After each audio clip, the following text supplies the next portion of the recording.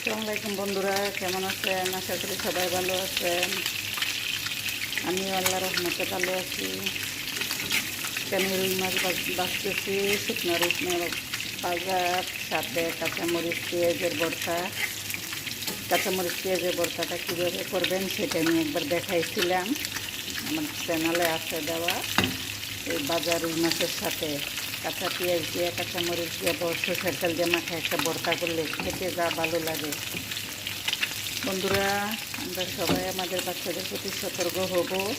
কালকে ইউটিউবে দেখতেছিলাম, মা ফোন দেখতেছে, বাচ্চা চুলার ভিতরে গিয়ে আগুনে হাত দিয়ে দিচ্ছে।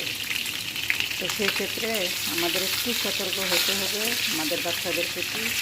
আমাদের বাচ্চারা যেন ভালো থাকে, সুস্থ থাকে। বন্ধুরা, আমরা সবাই ফোনে থাকবো, সবাই ফোনে কাজ করবো, ফোন দেখবো, কিন্তু পাশাপাশি আমাদের পরিবারটাও ঠিক রাখতে হবে। আমরা এত কিছু করতেছি যে আমাদের পরিবারের জন্যই। পরিবারটা যদি না থাকে তাহলে আমরা এত কষ্ট করে কী করবো? বন্ধুরা, আমরা সবাই আমাদের বাচ্চাদের প্রতি একটু খেয়াল রাখবো, ওরা যেন ভালো থাকে সেদিকে একটু লক্ষ্য রাখবো। আশা করি সবাই বুঝতে পারছেন, কেউ বিরক্ত ভাববেন না যে আমি উপদেশ দিচ্ছি। বন্ধুরা, উপদেশ না, এটাই বাস্তব। আমরা একটু খেয়াল না দিলে কিন্তু দুর্ঘটনা যে কোনো সময় ঘটে যেতে পারে।